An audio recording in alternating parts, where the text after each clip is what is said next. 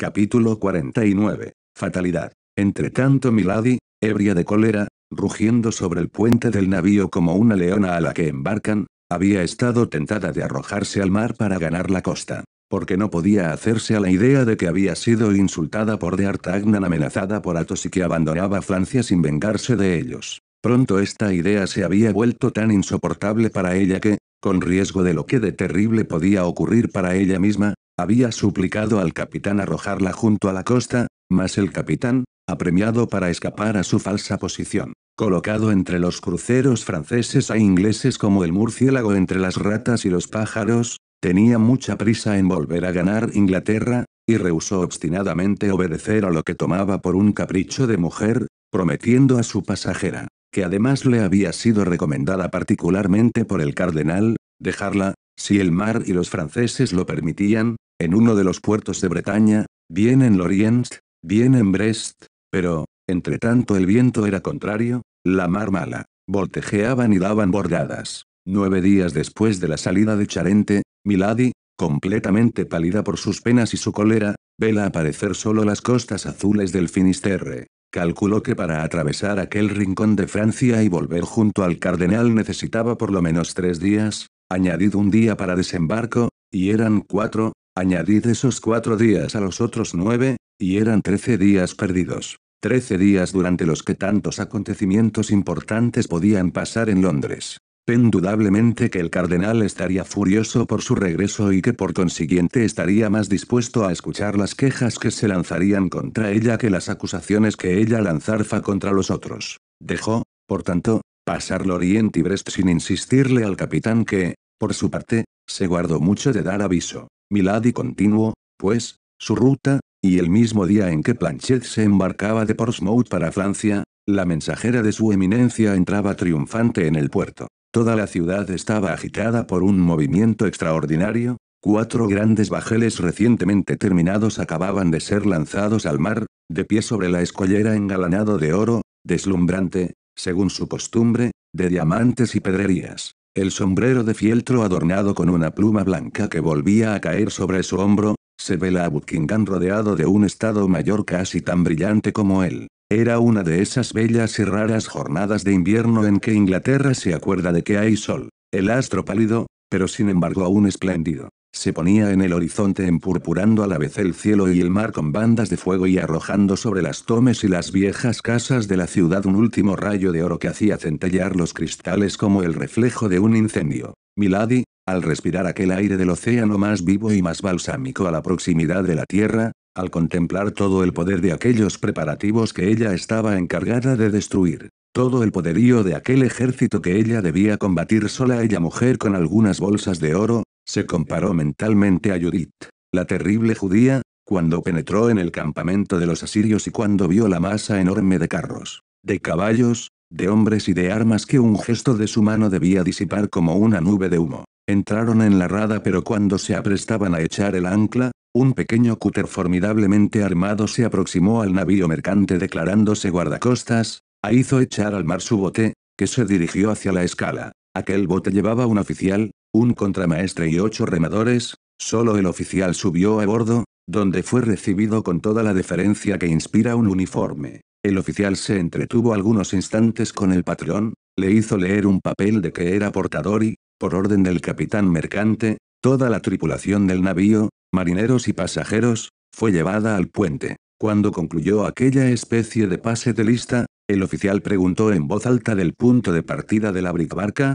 de su ruta, de sus puntos de tierra tocados, y a todas las preguntas el capitán satisfizo sin duda, y sin dificultad. Entonces el oficial comenzó a pasar revista de todas las personas una tras otra y, deteniéndose en Milady, la consideró con gran cuidado, pero sin dirigirle una sola palabra. Luego volvió al capitán, le dijo aún unas palabras, y como si fuera él a quien en adelante el navío debiera obedecer, ordenó una maniobra que la tripulación ejecutó al punto. Entonces el navío se puso en marcha, siempre escoltado por el pequeño cúter, que bogaba borda con borda a su lado, amenazando su flanco con la boca de sus 6 cañones, mientras, la barca seguía la estela del navío, débil punto junto a la enorme masa. Durante el examen que el oficial había hecho de Milady, como se supondrá, lo había devorado por su parte con la mirada. Mas, sea el que fuera el hábito que esta mujer de ojos de llama tuviera de leer en el corazón de aquellos cuyos secretos necesitaba adivinar,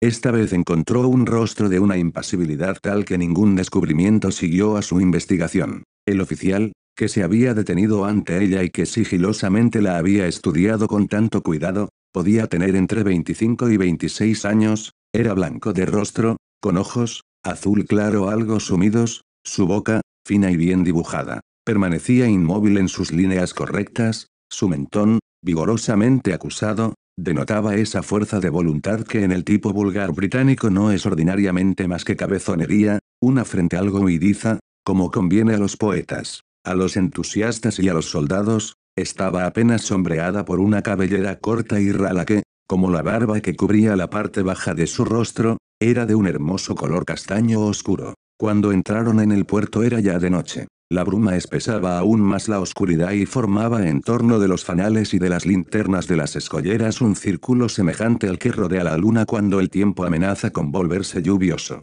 El aire que se respiraba era triste, húmedo y frío. Milady, aquella mujer tan fuerte, se sentía tiritar a pesar suyo. El oficial se hizo indicar los bultos de Milady, hizo llevar su equipaje al bote, y una vez que estuvo hecha esta operación, la invitó a ella misma tendiéndole su mano. ¿Quién sois, señor?, preguntó ella. ¿Que habéis tenido la bondad de ocuparos tan particularmente de mí? Debéis saberlo, señora, por mi uniforme. Soy oficial de la Marina Inglesa, respondió el joven, pero es costumbre que los oficiales de la Marina Inglesa se pongan a las órdenes de sus compatriotas cuando llegan a un puerto de Gran Bretaña y lleven la galantería hasta conduciros a tierra. Sí, milady, es costumbre, no por galantería sino por prudencia, que en tiempo de guerra los extranjeros sean conducidos a una hostería designada a fin de que queden bajo la vigilancia del gobierno hasta una perfecta información sobre ellos. Estas palabras fueron pronunciadas con la cortesía más puntual y la calma más perfecta. Sin embargo, no tuvieron el don de convencer a Milady. Pero yo no soy extranjera, señor, dijo ella con el acento más puro que jamás haya sonado de Portsmouth a Manchester, me llamo Lady Clarick, y esta medida es general, Milady. Y trataríais en vano de sustraeros a ella. Entonces os seguiré, señor. Y aceptando la mano del oficial, comenzó a descender la escala, a cuyo extremo le esperaba el bote. El oficial la siguió, una gran capa estaba extendida a popa, el oficial la hizo sentar sobre la capa y se sentó junto a ella. Rema, dijo a los marineros. Los 8 remos cayeron en el mar, haciendo un solo ruido, golpeando con un solo golpe, y el bote pareció volar sobre la superficie del agua. Al cabo de 5 minutos tocaban tierra. El oficial saltó al muelle y ofreció la mano a Milady. Un coche esperaba. ¿Es para nosotros este coche?, preguntó Milady. Sí, señora, respondió el oficial. La hostería debe estar entonces muy lejos al otro extremo de la ciudad. Vamos, dijo Milady, y subió resueltamente al coche. El oficial veló porque los bultos fueran cuidadosamente atados detrás de la caja, y, concluida esta operación, ocupó su sitio junto a Milady y cerró la portezuela. Al punto, sin que se diese ninguna orden y sin que hubiera necesidad de indicarle su destino, el cochero partió al galope y se metió por las calles de la ciudad. Una recepción tan extraña debía ser para Milady amplia materia de reflexión, por eso, al ver que el joven oficial no parecía dispuesto en modo alguno a trabar conversación, se acodó en un ángulo del coche, pasó revista una tras otra a todas las suposiciones que se presentaban a su espíritu. Sin embargo, al cabo de un cuarto de hora, extrañada de la largura del camino, se inclinó hacia la portezuela para ver a dónde se la conducía. No se percibían ya casas, en las tinieblas, aparecían los árboles como grandes fantasmas negros recorriendo uno tras otro. Milady se estremeció. Pero ya no estamos en la ciudad, señor, dijo. El joven guardó silencio. No seguiré más lejos si no me decís a dónde me conducís, os lo prevengo, señor. Esta amenaza no obtuvo ninguna respuesta. Oh, esto es demasiado, exclamó Milady. Socorro, socorro. Ninguna voz respondió a la suya. El coche continuó rodando con rapidez. El oficial parecía una estatua. Milady miró al oficial con una de esas expresiones terribles, peculiares de su rostro y que raramente dejaban de causar su efecto. La cólera hacía centellear sus ojos en la sombra. El joven permaneció impasible. Milady quiso abrir la portezuela y tirarse. Tened cuidado, señora, dijo fríamente el joven, si saltáis os mataréis. Milady volvió a sentarse echando espuma. El oficial se inclinó, La miró a su vez y pareció sorprendido al ver aquel rostro, tan bello no hacía mucho, trastornado por la rabia y vuelto casi repelente. La astuta criatura comprendió que se perdía al dejar ver así en su alma, volvió a serenar sus rasgos, y con una voz gimente dijo, en nombre del cielo, Señor, decidme si es a vos, a vuestro gobierno, o a un enemigo al que debo atribuir la violencia que se me hace. No se os hace ninguna violencia, señora. Y lo que os sucede es el resultado de una medida totalmente simple que estamos obligados a tomar con todos aquellos que desembarcan en Inglaterra. Entonces, vos no me conocéis, señor, es la primera vez que tengo el honor de veros y. Por vuestro honor, no tenéis ningún motivo de odio contra mí, ninguno, os lo juro. Había tanta serenidad, tanta sangre fría, dulzura incluso en la voz del joven, que Milady quedó tranquilizada. Finalmente, tras una hora de marcha aproximadamente, el coche se detuvo ante una verja de hierro que cerraba un camino encajonado que conducía a un castillo severo de forma, macizo y aislado. Entonces, como las ruedas rodaban sobre arena fina, Milady oyó un vasto mugido que reconoció por el ruido del mar que viene a romper sobre una costa escarpada. El coche pasó bajo dos bóvedas, y finalmente se detuvo en un patio sombrío y cuadrado. Casi al punto la portezuela del coche se abrió, el joven saltó ágilmente a tierra y presentó su mano a Milady, que se apoyó en ella y descendió a su vez con bastante calma. Lo cierto es, dijo Milady mirando en torno suyo y volviendo sus ojos sobre el joven oficial con la más graciosa sonrisa, que estoy prisionera, pero no será por mucho tiempo. Estoy segura, añadió, mi conciencia y vuestra cortesía, señor, son garantías de ello. Por halagador que fuese el cumplido, el oficial no respondió nada, pero sacando de su cintura un pequeño silbato de plata semejante a aquel de que se sirven los contramaestres en los navíos de guerra, silbó 3 veces, con 3 modulaciones diferentes. Entonces aparecieron varios hombres, desengancharon los caballos humeantes y llevaron el coche bajo el cobertizo. Luego, el oficial, siempre con la misma cortesía calma, invitó a su prisionera a entrar en la casa. Esta, siempre con su mismo rostro sonriente, le tomó el brazo y entró con él bajo una puerta baja y cimbrada que por una bóveda solo iluminada al fondo conducía a una escalera de piedra que giraba en torno de una arista de piedra. Luego se detuvieron ante una puerta maciza que, tras la introducción en la cerradura de una llave que el joven llevaba consigo, giró pesadamente sobre sus goznes y dio entrada a la habitación destinada a Milady. De una sola mirada la prisionera abarcó la habitación en sus menores detalles. Era una habitación cuyo moblaje era al mismo tiempo muy limpio para una prisión y muy severo para una habitación de hombre libre. Sin embargo, los barrotes en las ventanas y los cerrojos exteriores de la puerta decidían la causa en favor de la prisión. Por un instante, toda la fuerza de ánimo de esta criatura, templada sin embargo en las fuentes más vigorosas, la abandonó, cayó en un sillón, cruzando los brazos, bajando la cabeza y esperando a cada instante ver entrar a un juez para interrogarla. Pero nadie entró, sino 2 o 3 soldados de marina que trajeron los baúles y las cajas, los depositaron en un rincón y se retiraron sin decir nada. El oficial presidía todos estos detalles con la misma calma que constantemente le había visto Milady, sin pronunciar una palabra y haciéndose obedecer con un gesto de su mano o a un toque de silbato. Se hubiera dicho que entre este hombre y sus inferiores la lengua hablada no existía o resultaba inútil.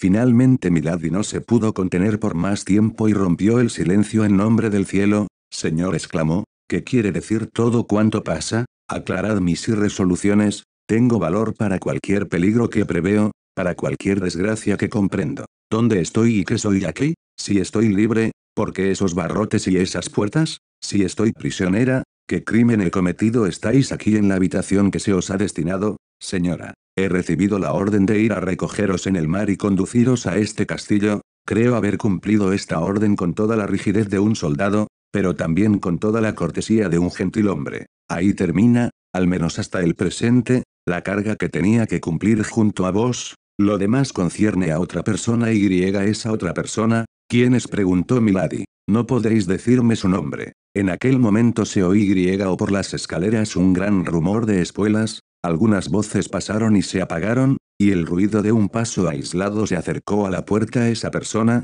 hela aquí. Señora, dijo el oficial descubriendo el pasaje y colocándose en actitud de respeto y sumisión. Al mismo tiempo se abrió la puerta, un hombre apareció en el umbral. Estaba sin sombrero, llevaba la espada al costado y estrujaba un pañuelo entre sus dedos. Milady creyó reconocer a aquella sombra en la sombra, se apoyó con una mano en el brazo de su sillón y adelantó la cabeza como para ir por delante de una certidumbre. Entonces el extraño avanzó lentamente, y a medida que avanzaba al entrar en el círculo de luz proyectado por la lámpara, Milady retrocedía involuntariamente. Luego, cuando ya no tuvo ninguna duda, ¿cómo? Mi hermano exclamó en el colmo del estupor. ¿Sois vos? Sí, hermosa dama, respondió Lord de Winter haciendo un saludo mitad cortés, mitad irónico. Yo mismo, pero, entonces, este castillo es mío, esta habitación es la vuestra, soy, pues, vuestra prisionera más o menos, pero esto es un horrendo abuso de fuerza, nada de grandes palabras, sentémonos y hablemos tranquilamente,